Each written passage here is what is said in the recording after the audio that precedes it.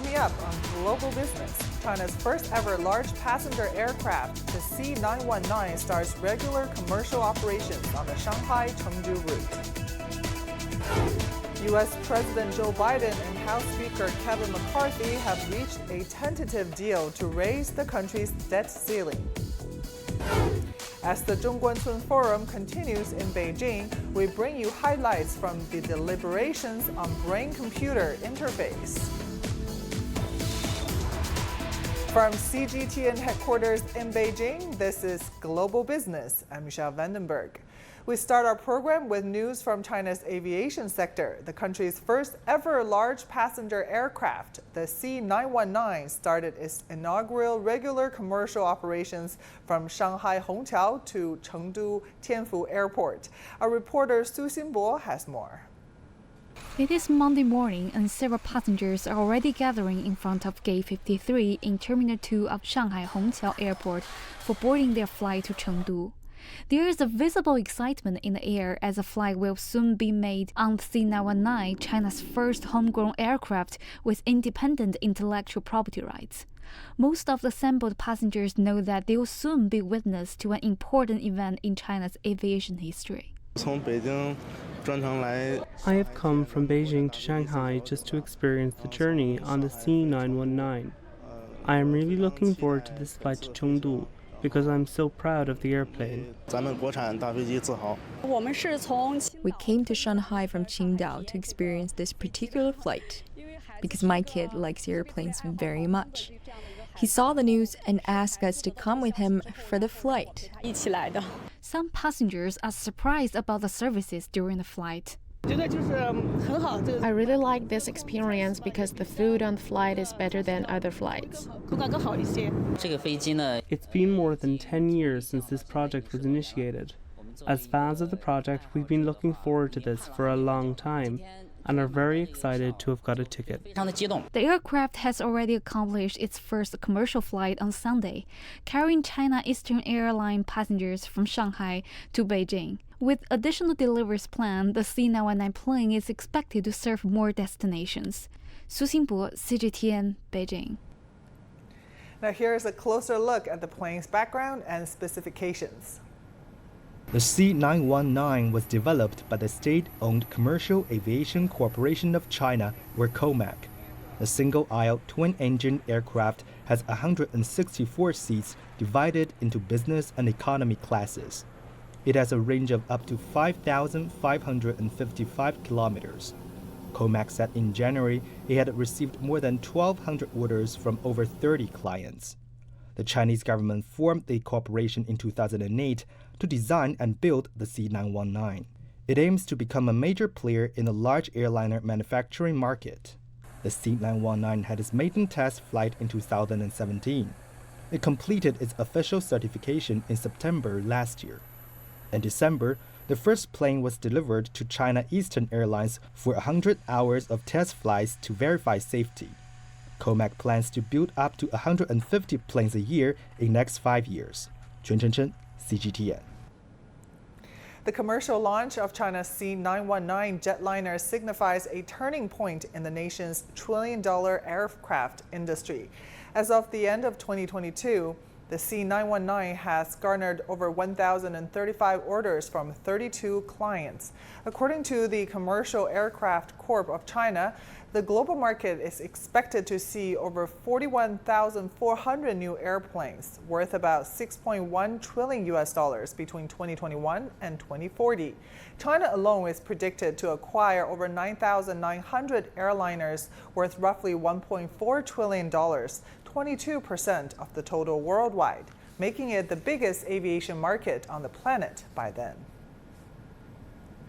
David Lermont, a consulting editor at the aviation news platform Flight Global, remarked that the entry of China's C919 in the global aircraft market has introduced welcome competition, which airline companies are eager to witness. Oh, it's absolutely crucial.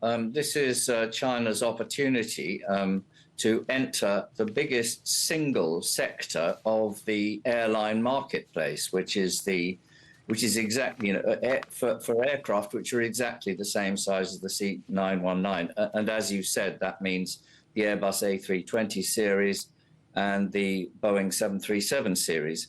And those two airplanes, between the two of them, have sold more aircraft than any other type in the history of aviation by far. So this is a massive market, and it will get bigger. Airbus challenged Boeing by coming into the market for the first time in 1970, and now it's up there.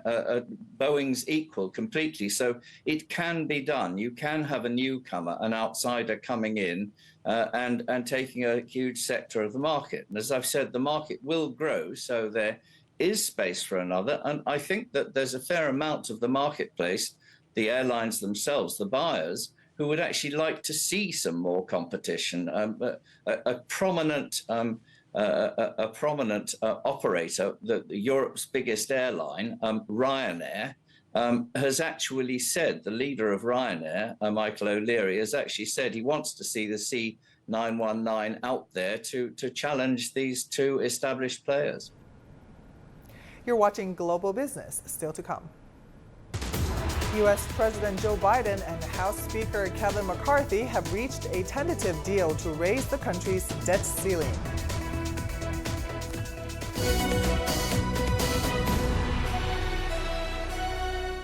The world economy as we know it is about to change. Global business reports highlight emerging markets, developing countries, and dynamic sectors worldwide. We feature top analysts and newsmakers to provide perspectives on every facet of business. From an on-the-ground perspective, we provide you with balanced and objective assessments. Fast, sharp, and insightful. Global Business, only on CGTN.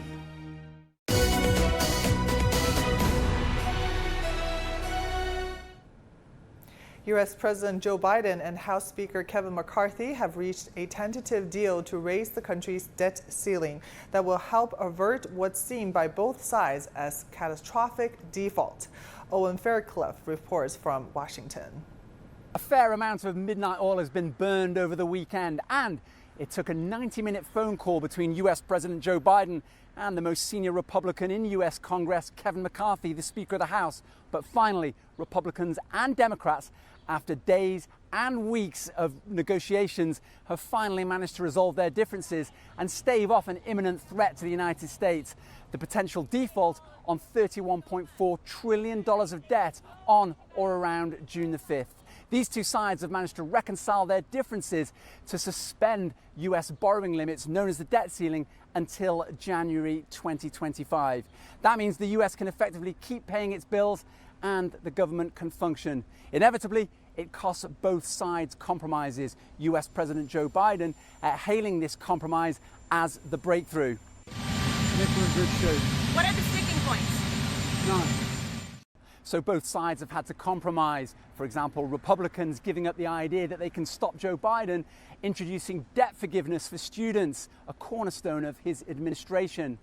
But for Democrats as well, they'll have to accept that some food stamp eligibility will be contingent on employment status, something they previously described as cruel and a non-starter.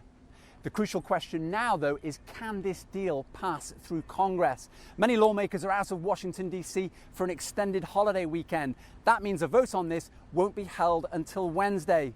And McCarthy has enraged some of the most fiscally conservative members of the Republican Party. One Congressman, Ralph Norman, tweeting, "This deal is insanity. A $4 trillion debt ceiling increase with virtually no cuts is not what we agreed to."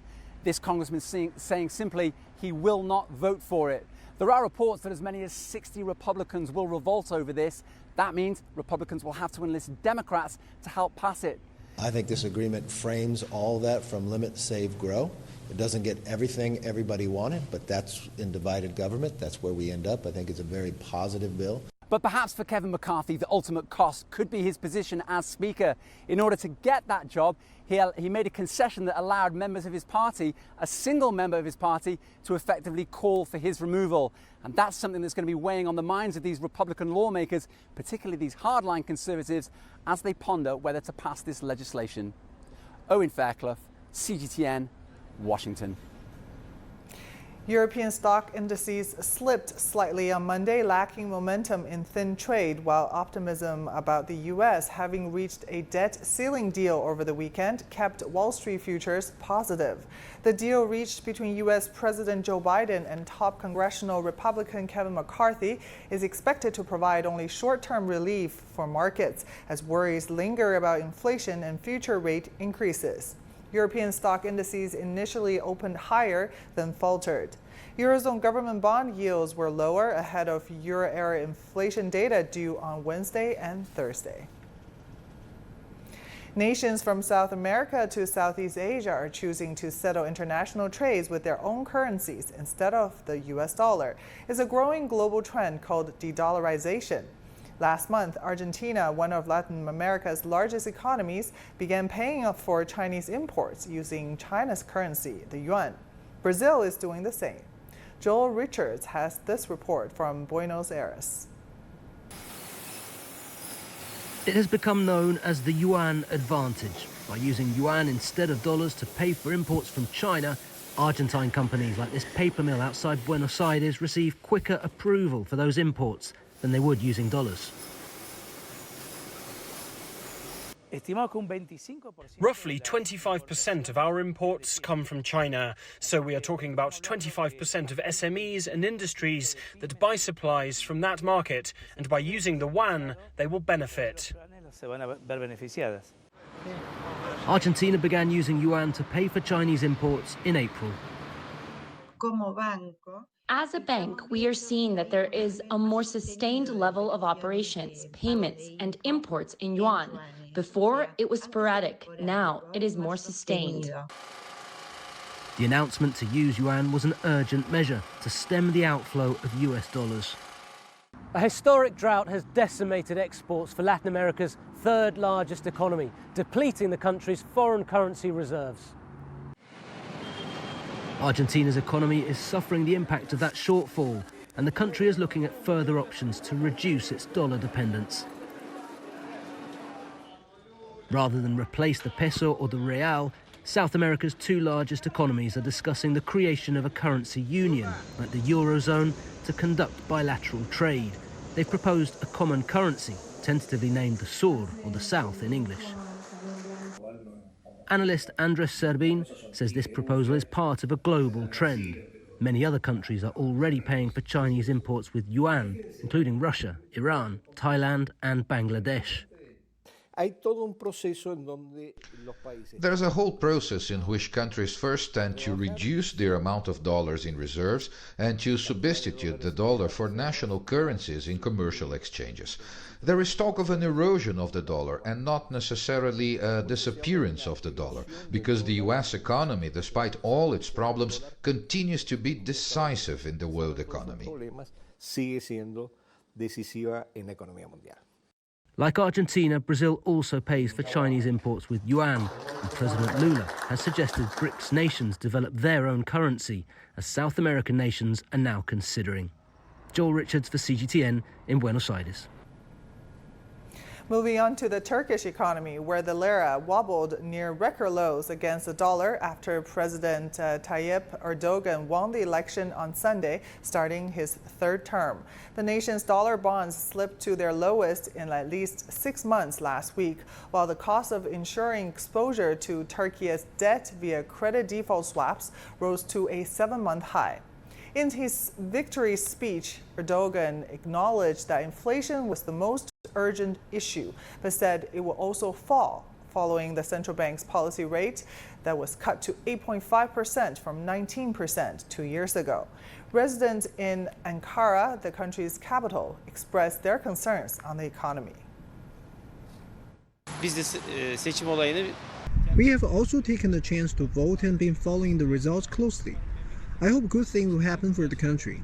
People are struggling with the economic situation. Life and economic conditions depress people. As he won the election with 2.5 million votes coming from the Turkish people abroad and the refugees here, I am not sure what to expect. I think as the foreign currency and the gold prices are on the rise, the economy is very bad. It won't be a problem for the rich, but life will become more difficult for lower incomes and pensioners, I think. You're watching Global Business, still to come. As the Zhongguancun Forum continues in Beijing, we bring you highlights from the deliberations on brain-computer interface.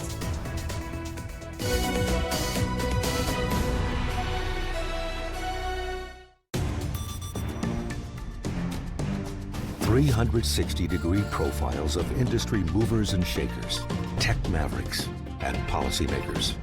We drill down on their success. We ask how they set strategy and how they navigate in an increasingly competitive market. Real talk, real business.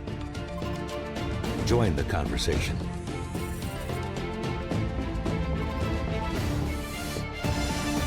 Biz Talk, only on CGTN.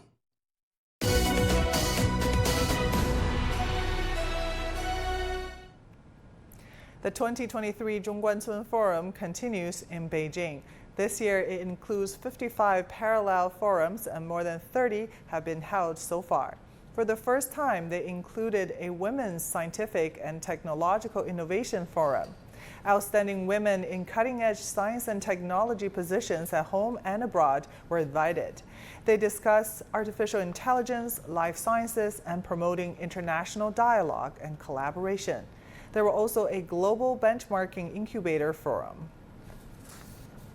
At the Zhongguancun Forum in Beijing, experts and industry insiders are engaged in discussions concerning some of the world's most advanced and innovative technologies. Among the topics that were discussed today were the emerging and promising fields of brain-computer interface, or BCI. The forum aims to explore the potential benefits and transformations this technology could bring in the future. Our Yang Chengxi provides insights on what BCI is and how it could revolutionize various sectors. This video has over 6 million views on YouTube. It's a monkey with a brain implant, playing a video game with nothing but its mind. The name? Brain-Computer Interface, or BCI, and a hot topic at the Zhongguancun Forum. The global BCI market stood at more than $2.1 billion in 2021, according to President's research, and the figure is anticipated to grow at double-digit rates. One of the biggest fields where brain-computer interface technologies are applied is medical care. Many hospitals in China are conducting related research. In most cases, a brain implant is still considered too risky, so researchers here at the Tiantan Hospital opt for a non-intrusive solution, using wearable devices that pick up what's called electroencephalography, or EEG, a recording of brain activity. They then turn these signals into commands from machines. For example, if the patient wants to drink water, then we need to find which signal appears in his EEG that represents him wanting to drink it. A BCI-assisted wheelchair is a relatively established solution, with several Chinese companies able to produce the hardware. Using it requires passing an eye movement test, because users need to stare at one of the 4 direction indicators on the screen. They blink at different frequencies, which produce different EEG signals inside the user's brain. The computer then interprets it and turns it into commands. For example, patients with stroke, hemiplegia, spinal cord injuries, and even ALS will experience some functional defects due to the progression of the disease. The brain-computer interface can compensate for these functional defects. But there's also a big challenge, as non-intrusive devices, while being much safer, inevitably fall behind implants in the accuracy of pinpointing target brain signals.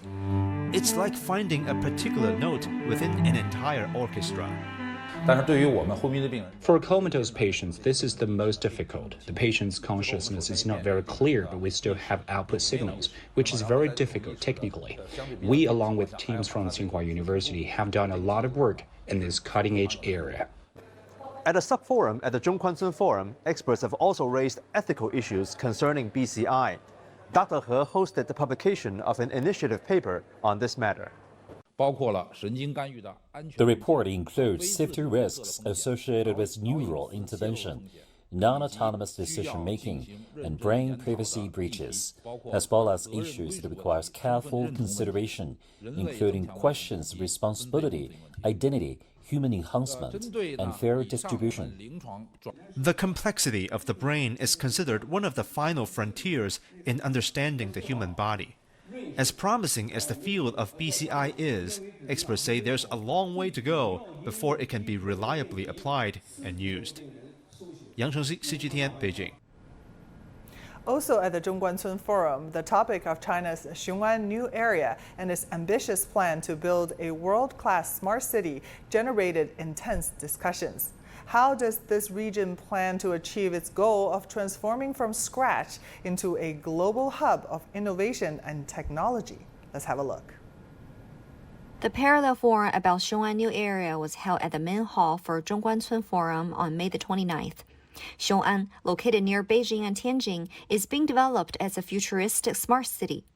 The city is being built from scratch and will incorporate 3 versions that include a city on the ground with modern infrastructure of transportation, schools, hospitals, and more. The underground version will house utility pipelines and internet cables. The city on the cloud will be a digital twin of Xiong'an, utilizing data to create a digital platform that includes Internet of Things and a video network. Once completed, Xiong'an is expected to become one of the leading models for smart city development in China. To foster technological advancements in Xiong'an, a total of 120 million yuan per year will be allocated from both the central and local governments between 2022 to 2024. This fund will be utilized to support the research and development activities in the region, ensuring that Xiong'an stays at the forefront of technological innovation. Data will play a significant role in all 3 versions of Xiong'an, making data security more important than ever. It's essential to secure the safety and protection of data in Xiong'an to achieve its goal as a smart city. Protecting data and ensuring its safety in Xiong'an is more crucial now than ever before. In a working environment, the issue of trust is vital in terms of accessing the company's network. To gain access, employees must have a personal account and a password, and may even require a U-Shield to verify their identity and to gain the system's trust. Xiong'an's security system defaults to a no-trust mode, collecting behavioral data and leveraging AI technology to identify abnormal situations to ensure data safety. The construction and operation of Xiong'an is in demand of a large amount of talent resources. Now, more than 10 schools have expressed their active participation in the construction of Xiong'an New Area, including Tsinghua University, Peking University, Beijing Normal University, with new talents, new methods, and new technologies jointly contributing to Xiong'an New Area. The city will soon share a new future for us. Hou Jing, CGTN, Beijing.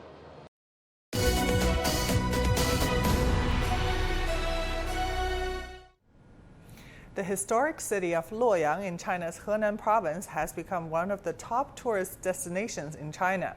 The country witnessed a travel boom during this year's 5-day May Day holiday, and Henan ranked top, attracting more than 55 million tourists and generating 30 billion yuan or $4 billion US dollars. Xia Ruixue has this report on the growing popularity of the province and city.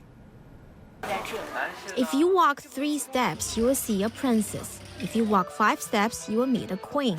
That's exactly what you will see on the historic streets of Luoyang in central China's Henan province, where visitors rent Hanfu, the traditional clothing of the Han, to fully immerse themselves in the once ancient capital with thousands of years of history.